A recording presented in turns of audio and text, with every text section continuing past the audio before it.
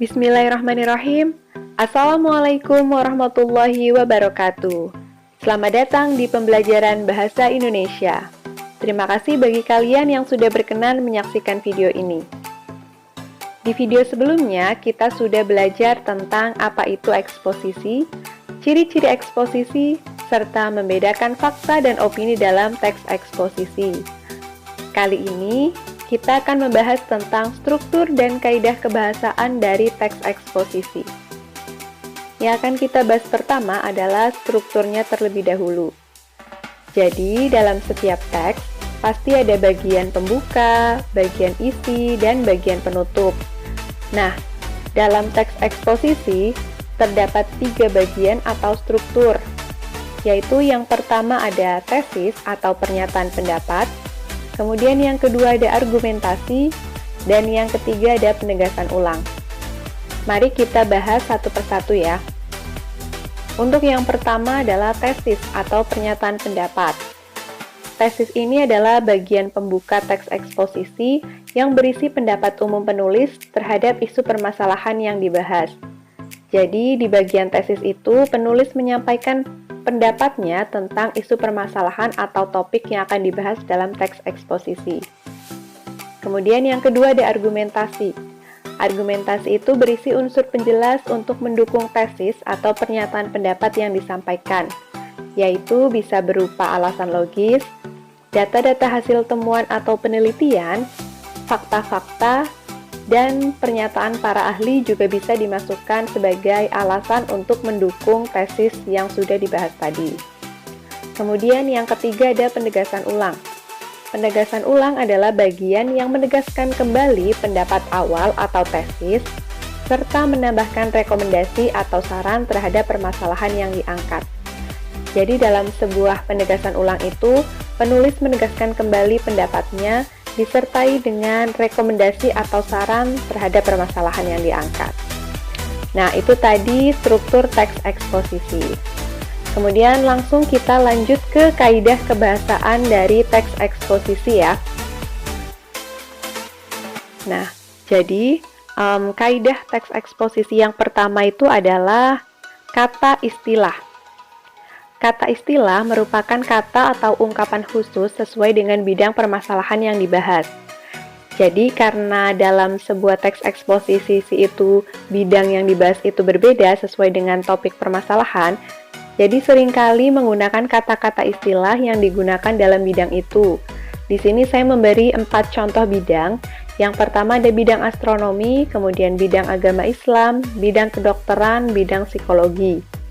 Kalau di bidang astronomi biasanya kata-kata istilah yang sering digunakan itu ada bumi, bulan, bintang, matahari, meteor, nebula, atau yang lainnya. Kemudian kalau bidang agama Islam ada fikih, hadis, dan lain sebagainya.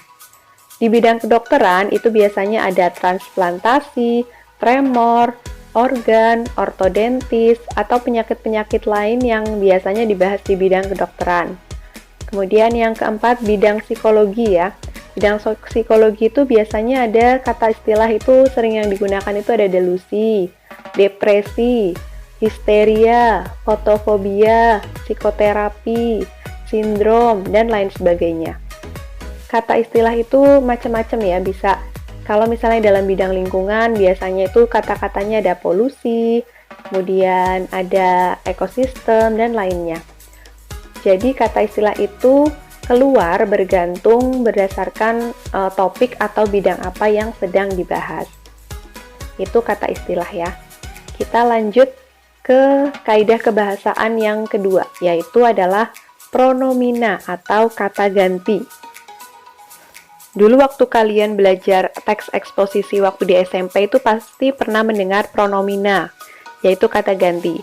Di sini ada 3 jenis kata ganti, yaitu ada pronomina persona atau kata ganti orang, kemudian pronomina penunjuk, kata ganti penunjuk, dan ada pronomina penanya atau kata ganti penanya ya.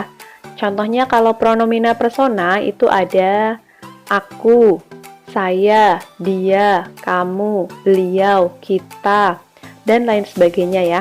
Ada juga daku, engkau, gitu sering muncul ya. Dan kalau pronomina persona itu masih dibedakan menjadi pronomina persona tunggal dan pronomina persona jamak. Kalau yang tunggal itu yang aku, saya, dia, kamu. Kalau untuk yang jamak itu kita, kami, kalian, mereka, Anda sekalian, saudara, begitu ya. Kemudian masuk ke pronomina penunjuk. Pronomina penunjuk itu ada pronomina penunjuk umum dan pronomina penunjuk tempat. Kalau pronomina penunjuk umum itu seperti ini, itu, begini, begitu, demikian gitu ya. Kalau di sini, kemudian di situ, di sana, ini masuknya pronomina penunjuk tempat. Yang terakhir adalah pronomina penanya. Berarti isinya itu yang sering muncul itu adalah kata-kata tanya ya, seperti apa, di mana, kapan, siapa, mengapa, dan bagaimana. Ini untuk pronomina ya. Kemudian kaidah kebahasaan yang ketiga. Kaidah kebahasaan yang ketiga itu adalah kalimat verbal. Sebelumnya kita itu sudah pernah membahas tentang frasa verbal gitu ya. Nah, sekarang kita lanjut ke kalimat verbal. Kalimat verbal itu adalah kalimat yang predikatnya berupa verba atau frasa verbal. Jadi boleh berupa kata kerja atau frasa kerja ya. Karena verbal itu kan berarti harus ada yang kaitannya dengan kata kerja atau frasa kerja. Di sini saya akan membahas dua kalimat verbal, yaitu kalimat verbal aktif transitif dan kalimat verbal aktif intransitif ya. Kalau kalimat verbal aktif transitif itu adalah kalimat yang predikatnya berupa verba aktif, karena kalimat verbal aktif transitif ya, jadi verbanya harus aktif dan memiliki atau memerlukan objek. Jadi diperlukan objek di kalimat verbal aktif transitif. Sedangkan kalau kalimat verbal aktif intransitif berarti kalimat yang predikatnya berupa verba aktif dan tidak memiliki atau tidak memerlukan objek. Jadi kalau aktif transitif itu memerlukan objek, kalau aktif intransitif itu tidak memerlukan objek ya. Sebenarnya di sini juga bisa juga kalimat pasif ya. Kalau kalimat pasif berarti kebalikannya kalimat aktif. Contohnya untuk yang kalimat verbal aktif transitif itu ada di sini saya menuliskan dua contoh ya. Contohnya ini, yang pertama ya, seorang mahasiswa Indonesia melakukan kegiatan amal di Palestina. Jadi, seorang mahasiswa Indonesia itu subjek, kemudian melakukan itu predikat, ini aktif ya, karena melakukan, imbuhannya berarti ini aktif. Kegiatan amal itu objek, di Palestina itu keterangan tempat. Berarti ini verba, kemudian ada objeknya. Berarti masuknya kalimat verbal aktif transitif. Kemudian contoh yang kedua, pemerintah Indonesia belum menyalurkan bantuan ke masyarakat Papua Barat. Pemerintah Indonesia itu subjek, kemudian belum menyalurkan itu predikat, ini kategorinya frasa verbal ya. Bantuan itu objek, ke masyarakat Papua Barat itu keterangan. Karena ada objeknya di sini, berarti ini masuknya kalimat verbal aktif transitif. Kalau misalnya ini biasanya kalau ciri objek itu dia bisa diubah menjadi subjek ya, kalau misalnya dipasifkan. Kan kita buat nih, bantuan itu kita ubah menjadi subjek kalau dipasifkan ya, berarti kan kalimatnya bantuan belum disalurkan pemerintah Indonesia ke masyarakat Papua Barat. Itu jadinya kalimat pasif ya. Berarti benar bantuan itu objek karena dia bisa berubah fungsi menjadi subjek kalau dipasifkan. Kemudian kalimat verbal aktif intransitif. Di sini saya juga ada dua contoh ya. Contoh yang pertama itu adalah masyarakat Indonesia menangis di depan gedung DPR RI. Nah, di sini masyarakat Indonesia itu adalah subjek. Menangis itu predikat. Di depan gedung DPR RI itu keterangan. Nah, di sini tidak perlu ada objek ya. Jadi ini masuknya kalimat verbal aktif intransitif karena tidak ada objeknya. Kemudian kalimat yang kedua, gubernur berlari di alun-alun Jakarta Pusat. Nah, gubernur itu subjek, berlari itu predikat, di alun-alun Jakarta Pusat itu keterangan. Ini juga tidak memerlukan objek, tidak ada objeknya ya, berarti ini masuknya kalimat verbal aktif intransitif, karena berlari itu masuknya verba atau kata kerja, dan ini berlari itu aktif ya. Cirinya kalau kata itu aktif, itu imbuhannya me atau ber ya. Sedangkan kalau pasif itu imbuhannya ter, ke, an, atau di ya. Ini berarti masuknya kalimat aktif intransitif. Oke. Kemudian sekarang kita lanjut ke yang keempat, yaitu kalimat nominal. Kalimat nominal itu adalah kalimat yang predikatnya berupa nomina atau frasa nominal. Berarti predikatnya itu kata benda atau frasa benda ya. Contohnya, Kevin Sanjaya seorang atlet bulu tangkis. Kevin Sanjaya sebagai subjek, seorang atlet bulu tangkis itu predikat. Seorang atlet bulu tangkis itu frasa nominal. Berarti ini masuknya adalah predikat dengan kategori frasa nominal, berarti masuknya kalimat nominal. Kemudian, buku itu cetakan Bandung. Ini juga predikatnya itu adalah frasa nominal, berarti ini masuknya kalimat nominal. Kemudian, buku cerita itu di keluaran Badan Bahasa. Berarti keluaran Badan Bahasa itu frasa nominal, berarti ini masuknya juga kalimat nominal karena predikatnya frasa nominal. Kemudian lanjut yang kelima adalah kalimat adjektival. Kalimat adjektival itu adalah kalimat yang predikatnya berupa adjektiva atau frasa adjektiva, berarti kata sifat atau frasa sifat ya. Contohnya di sini ada pernyataan Muhammad Ahsan benar. Pernyataan Muhammad Ahsan itu subjek, kategorinya itu berarti ini frasa nomina ya.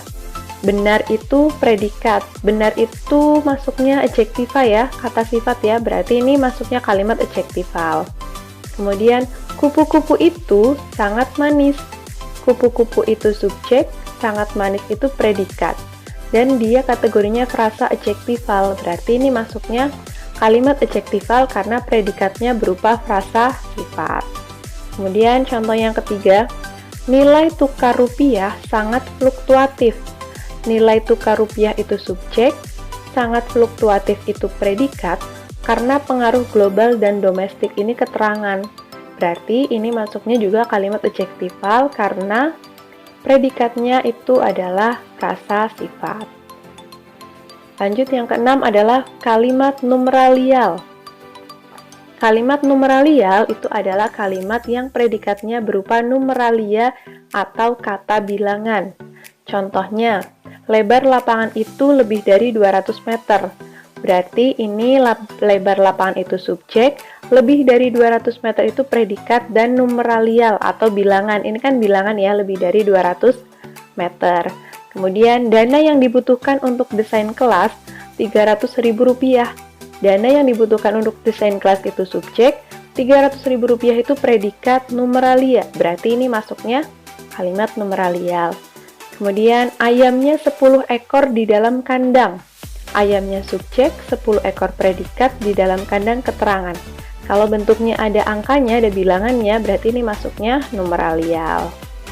Kemudian yang ketujuh ada kalimat preposisional atau kata depan ya, preposisi ya. Kalimat preposisional itu berarti kalimat yang predikatnya berupa preposisi atau kata depan.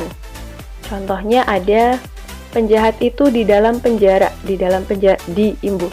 Kata di, ke, dari itu adalah kata depan ya. Jadi ini juga predikatnya kata depan. Kemudian ini juga predikatnya kata depan di ujung jalan ini. Kemudian wanita itu dari Jakarta, predikatnya juga ya kata depan ya. Dan yang 8 itu adalah konjungsi atau kata hubung. Konjungsi itu ada konjungsi interkalimat dan konjungsi antar kalimat. Kalau konjungsi interkalimat itu yang berada di dalam kalimat.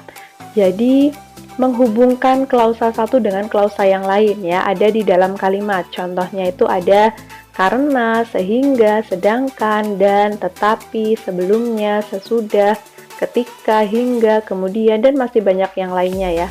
Kalau konjungsi antar kalimat itu berarti yang menghubungkan satu kalimat dengan kalimat yang lain ya. Ada oleh sebab itu, oleh karena itu, di samping itu, selain itu, namun, akan tetapi, dan masih banyak yang lainnya.